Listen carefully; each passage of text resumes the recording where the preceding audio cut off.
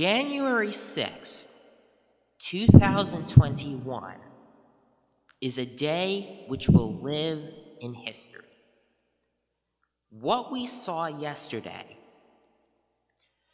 in the Capitol building in Washington, D.C. is something that history nerds like myself will be studying in school 10 or 20 years from now. That is the kind of stuff that gets into textbooks or ebooks. 20 years from now, the textbook will probably be gone, but whatever. The point is, this was history, what we just witnessed. This right here is roughly equivalent to something like Kent State or maybe the Paris Commune or something. I don't know. The point is, this was a historical event that people are going to remember and people are going to learn in school. Now, here's the thing.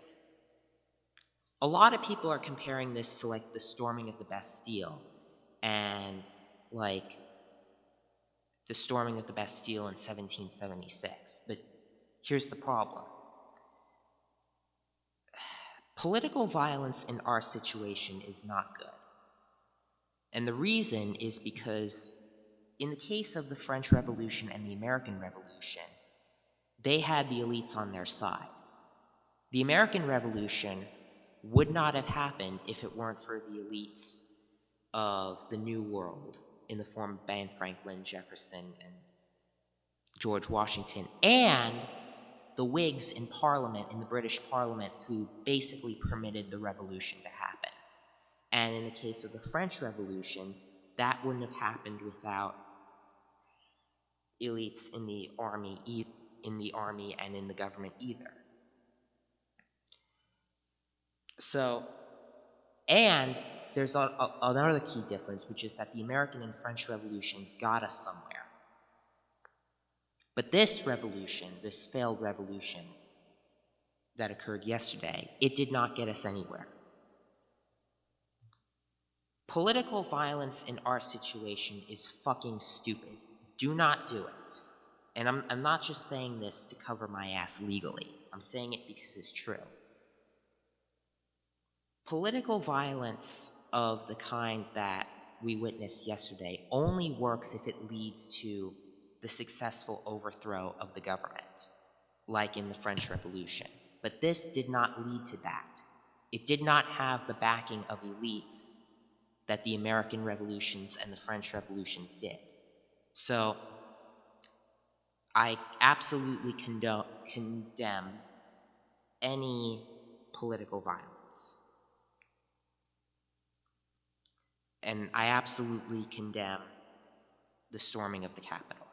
It's bad, and it's bad optics.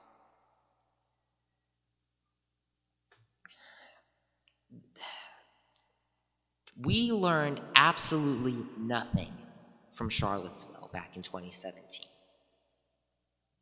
When in the aftermath of Charlottesville, the alt-right declined. We should have learned from the mistakes of the alt-right.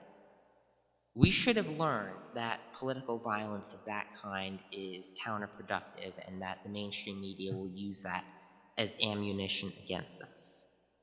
But it appears that we didn't learn that. And what we just witnessed was Charlottesville 2. What we just witnessed was the America First equivalent of Charlottesville. Mark my words,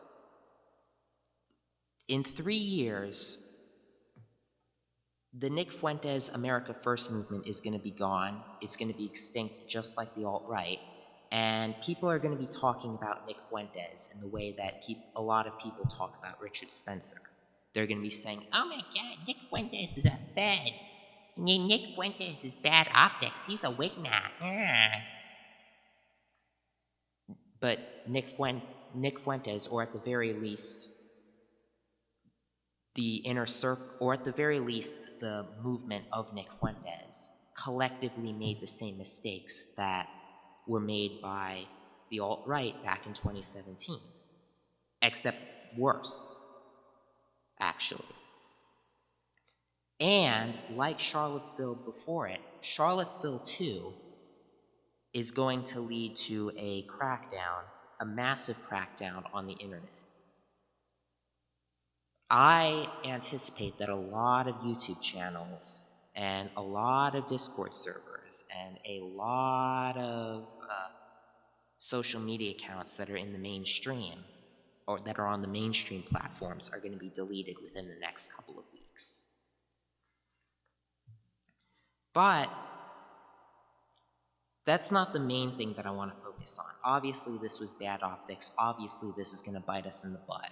Obviously, the left is going to use this as ammunition to arrest people and kick people off social media, etc. But what I want to focus on is these stupid takes coming out of the left. Some people like freaking Bosch did coverage on this, and they were saying, oh, if this was black people, they would have been shot. That is absolute bullshit. That is absolute bullshit.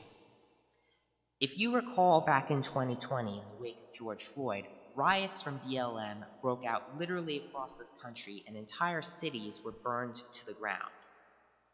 And in some cases, police stations were taken over, and police officers were stabbed to death live on video.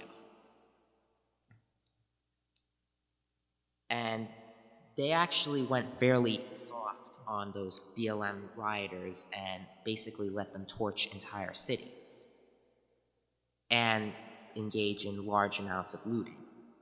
And they also let Antifa take over entire city blocks of Seattle for days.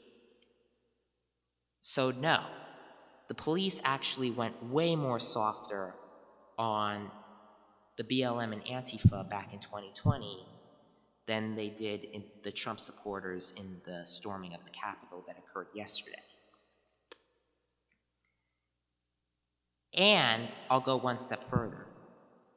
If this were BLM or Antifa that did this, not only would they have been allowed to occupy the Capitol, but they would have been allowed to occupy the Capitol for days and take over, at minimum, large chunks of the city of Washington, D.C., in addition to the Capitol, and take over, at the very minimum, and at most take over the entire city, including the White House. I mean, all those senators and congresspeople, they should be thanking their lucky stars that it was Trump supporters that did this and not BLM and Antifa. If this was BLM, all of Washington, D.C. would be burned to the ground by now, or large chunks of Washington, D.C. And this would not have, the seizing of the Capitol wouldn't have gone on for hours. It would have gone on for days on end.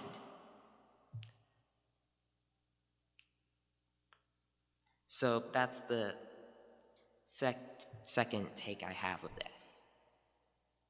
The third and final thing that I would like to say is that the mainstream media has come out and said, oh my God, these insurrectionists, this is a coup attempt. Well, why weren't you saying that about BLM and Antifa when they were rioting in the wake of George Floyd? You people at CNN and MSNBC and ABC, you people were saying that we need to listen to the grievances of these people and that it was a civil rights protest and that it was mostly peaceful. So why not apply the same thing to these Trump supporters? Because let's be honest, these Trump supporters, as retarded and counterproductive as their methods were, and I can't stress this enough, seizing the Capitol building, committing at least symbolically, at least treason, when it doesn't go anywhere, is retarded. Political violence is retarded. I will say that right now. I absolutely condemn political violence. Fuck. Okay, sorry about that. I was interrupted. As I was saying before, all you freaking people at ABC, MSNBC, NBC, and CNN, and all of you worst elements at Fox News, you people were saying that BLM and Antifa were freaking had legitimate grievances and that most of them were peaceful and that we needed to address their claims of systemic racism. Okay, let's apply that same line of reasoning to these Trump supporters who stormed the Capitol, because although their methods were fucking stupid, they did have legitimate grievances. Half of the population of the United States believes, with very good evidence, that the election was rigged in favor of Joe Biden and that Donald Trump is the real legitimate president of the United States. In addition, the type of people who voted for Trump in 2016 and 2020 have all sorts of social grievances against the left and economic grievances against the left, and also the Rhino Republicans. So let's listen to these Trump supporters. Let's listen to them about their concerns about voter fraud. Let's listen to them about their concerns of BLM and Antifa destroying businesses. Let's listen to them of their concerns about critical race theory being taught in schools. In fact, and this is going to be a real hot take, we should have done this approach back in 2017 when Charlottesville happened. We should have listened to the grievances of the people carrying tiki torches at Charlottesville. Yeah. I mean, listen, Chris Cuomo said, oh, well, nobody said BLM had to be polite.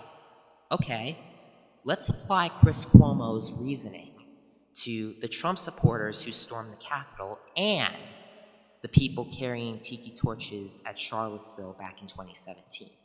We should have listened to both of those groups because both of those groups have legitimate grievances, way more so than BLM and Antifa. I mean, what are the grievances of Antifa? Antifa thinks that we're living in a fascist dictatorship, which is, of course, ridiculous. And BLM believes that there's systemic racism in the police force, which is also ridiculous for reasons that I've discussed before on this channel.